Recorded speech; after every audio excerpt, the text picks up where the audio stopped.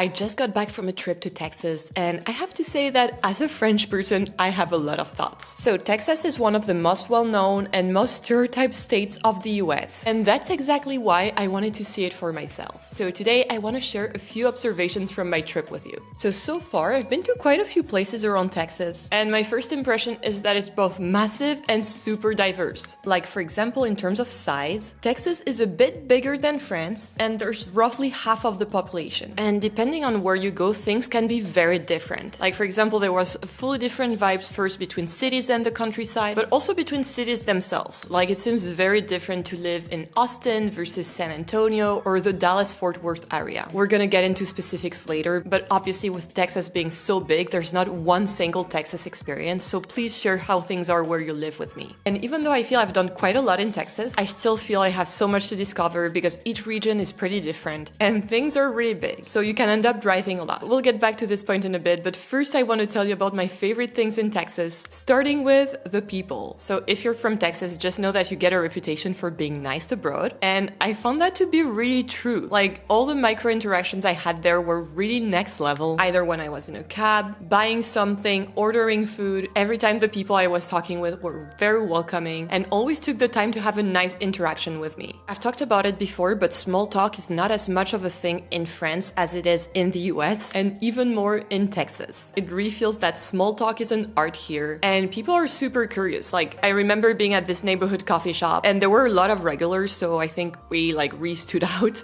and people kept asking us where we were from and why we found this place and why we were here, which really led to cool conversations that really felt authentic to me. My other favorite thing in Texas has to be the food. There is a very big and unique food culture that I really love. And a lot of the things I like are also valued in Texas. So like craftsmanship, the way the food is made. We've been to a bunch of barbecue places on and off camera. And every time it has been so fun watching the pit masters at work, because you can tell that it takes so much skill to make a good barbecue. And that's something I really value. Also, as someone who comes from the south of France, I always enjoy sharing a good meal and having the meal be an event. So that's one of the reasons why barbecue culture really resonated with me. But barbecue is not the only thing. Another thing I enjoy is the Tex-Mex food. Like during this trip, I had my first breakfast taco ever. I got one with bacon, potatoes, eggs, cheese, and refried beans. I also ordered a second taco with avocado, and I have to tell you that after that, I was full for the whole morning. Also, being French, I really love wine, and it was so fun to see that there's a lot of very good local wines in Texas. We went to this winery and we ordered their tasting flights. So it's like 4 little glasses with 4 different wines, all of them from Texas, and it was delicious and such a fun discovery. And overall, I'm such a fan of how many Texas-specific things there are in Texas. Like, when I travel somewhere, I really want to be immersed in the culture and also try things that I cannot have at home. And that is why I love grocery shopping so much when I'm in a new place. And let me tell you, the grocery shopping in Texas is next level. So I've already talked about Buc-ee's, but I'm a big fan. I've even made a full video about it, and this time around I discovered H-E-B. So I had heard so much about this shop and how they have so many Texas-specific products, and when you arrive you're greeted by their barbecue at the entrance, and it's really a place where you can spend hours shopping. So first they organized a bunch of little wine and food tastings, but we were specifically looking for some Texas products that would travel well back to Europe. So naturally we headed to their barbecue seasoning aisle, which was really massive, and after looking at all the seasonings for hours, we settled on this one and this one. Then we also checked the flavored coffee, and I had heard a lot about their Texas pecan coffee and their flavored San Antonio blend, but they were also already selling Christmas coffee, so we had to get a big bag of that as well. Then I had heard that their candle aisle is also iconic, and the different scents were so creative and didn't disappoint. Like among the candles you can buy their sweet tea scent, piñata cake, and obviously butter tortilla, which they're very famous for. And since they already had their Christmas candles, we decided to go with gingerbread cookie dough, which I have behind me right now. And by the way, we went there in Austin, which was our last stop. And on the way back from the shop, we were picked up by those self-driving cars that are everywhere in Austin. And the last time I was in one was when we were in San Francisco. And I have to say that Austin also really feels like a tech city as well. But the reason I'm telling you that is because a big culture shock for me is how you have to drive everywhere. Like, you can't do anything without a car, which obviously is totally fine if you're in the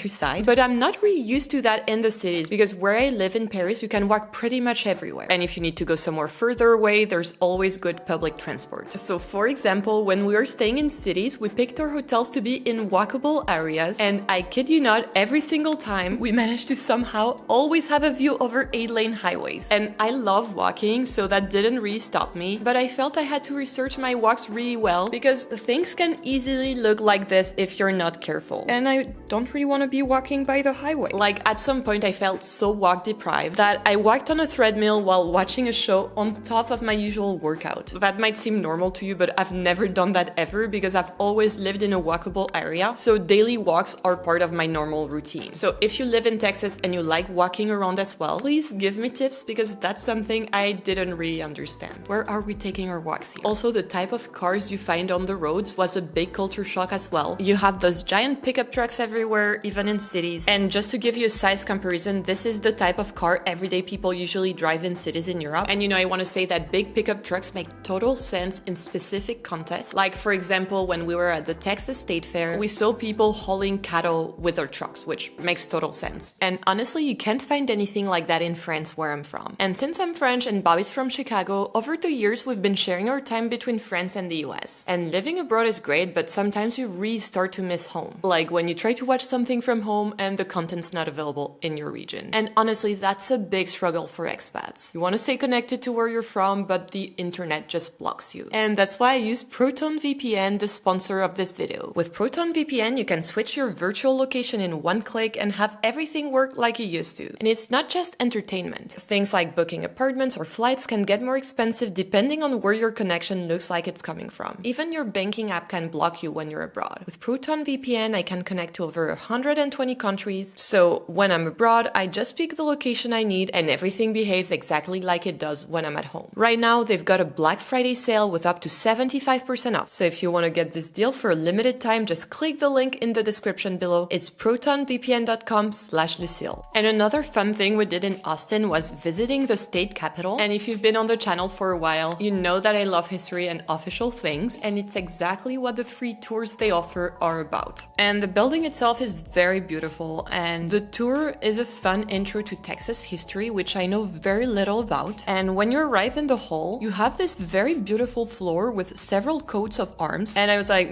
I know these are Spain and France coat of arms at the time. And that's because Texas has Spanish and also French ties, and keep that in mind because it's important for my next point. Then we got to visit the House of Representatives and Senate chambers, and this was pretty cool too because it gave me more insight on how a state government works today, which to be honest, I had no idea about. And on our last Texas trip, we spent a bunch of time in the countryside because we were doing a road trip, but I'd say the big event of this trip was the Texas State Fair. And I love the fair not only because I got to eat fried butter, but also because it shows how much the country culture still influences city life today. So the big thing we were excited for at the fair was the rodeo. And I know on YouTube you often have videos of Europeans reacting to rodeos, and they usually find that it's a big cultural difference and that they've never seen something like that. But for me, I had almost an opposite reaction because it reminded me of something I used to do as a kid, and I don't know, it's maybe because of our shared history. So as some of you know, my dad is from the country of Spain, and he's from the region where the famous Spanish bulls come from. And side note, as a kid, one of my biggest fears was to cross paths with one of these guys on my bike rides through the countryside, because they are pretty much everywhere in the fields in my region of Spain. And the rodeo and cattle events really reminded me of something I used to experience every summer at my grandparents' house in Spain. Like growing up, we had this event where like the whole village goes to an arena and then they let a young bull loose, and the point is to try to run faster and avoid him. And obviously there's different sizes for different ages, but everyone can participate. So